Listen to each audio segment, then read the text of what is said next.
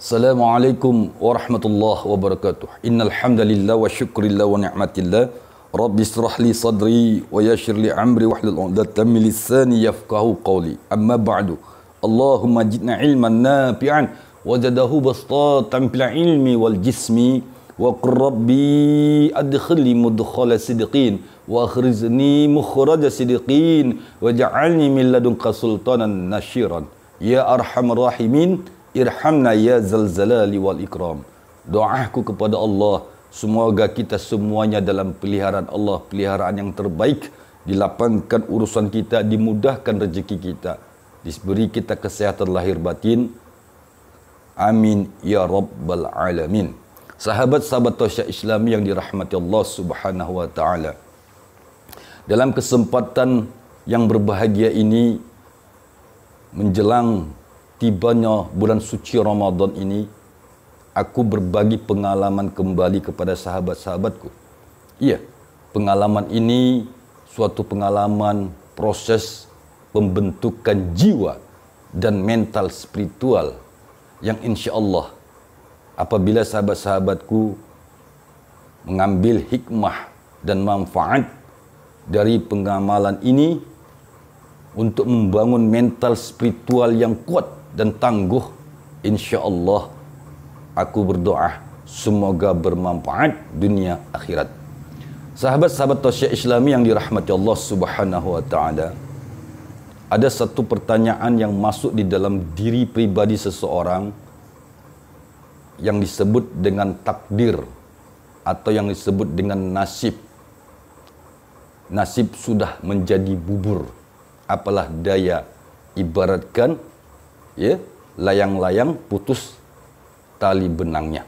Sahabat-sahabatku yang dirahmati Allah, kita sebagai umat Nabi Muhammad sallallahu alaihi wasallam dianjurkan jangan putus harapan kepada Allah. Itu yang pertama. Dan yang kedua, jangan bermalas-malasan. Sahabat-sahabat Tausya Islami yang dirahmati Allah, antara takdir dan nasib itu seperti tipis bagaikan kulit bawang. Permasalahannya, maukah kita merubah nasib dan takdir? Itulah yang akan saya bagikan pada malam hari ini.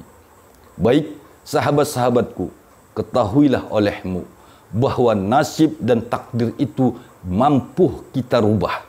Ya, nasib dan takdir yang ada di tanganmu akan bisa kau rubah, asalkan sahabat-sahabatku mau melakukannya dan menjalankannya.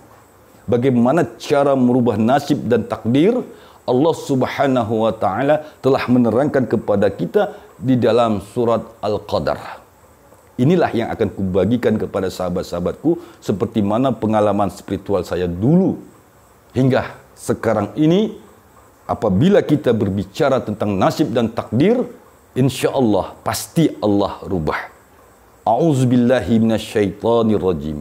Bismillahirrahmanirrahim. Inna anzalnahu fi lailatul qadr.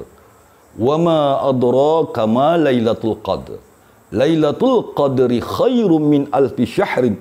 Tanazzalul malaikatu waruh fiha bi izni rabbihim min kulli amrin. Salamun hiya hatta madla'il fajr. Nah, sahabat-sahabatku, untuk merubah takdir secara global, mendunia, ya, katakanlah seluruh bumi, langit serta isinya, itu Allah rubah takdirnya dalam setahun sekali yang kita kenal dengan malam Lailatul Qadar. Ya, sahabat-sahabatku, bagaimana kita merubah nasib dan takdir di dalam diri pribadi kita? Makanya pertama kata Rasulullah berdasarkan hadisnya, perbanyaklah beriktikaf di malam hari. Itu yang pertama. Lakukan iktikaf, lakukan tawajuh, lakukan meditasi, apapun bahasamu, berdiam diri di malam hari, di tengah malam, di kesunyian dan tidak ada orang di samping kiri kananmu. Lakukanlah seperti itu caranya. Kemudian sahabat-sahabatku, bacalah surat Al-Qadar ini. Inna anzalnahu fi lailatul qadr. Amalkan itu, baca hingga pagi menjelang subuh.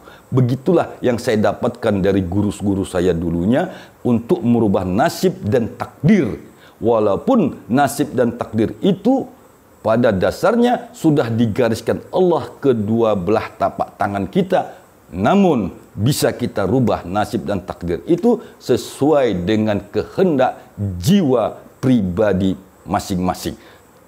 Caranya, tanazzalul malaikatu warruhu fiha biizni rabbihim min kulli amrin salamun hiya hatta matla'il fajr. Amalkan itu, bacalah itu. Hati daripada surat Al-Qadar itu, tanazzalul malaikatu warruhu fiha. Tanazzalul malaikatu warruhu fiha. Itulah hati daripada surat Al-Qadar. Apabila sahabat-sahabatku ingin mengamalkannya, pasti nasibmu, takdirmu akan dirubah Allah. Amalkan, yakinkan di dalam dirimu, Allah, malaikat dan para arwah turun di hadapanmu seperti mana yang dialami Rasulullah Muhammad sallallahu alaihi wasallam. Terima kasih. Selamat menunaikan ibadah puasa tahun 2022. Mohon maaf lahir dan batin. Barakallah, barakallah, barakallah fi umrikum. Amin ya rabbal alamin. Assalamualaikum warahmatullahi wabarakatuh.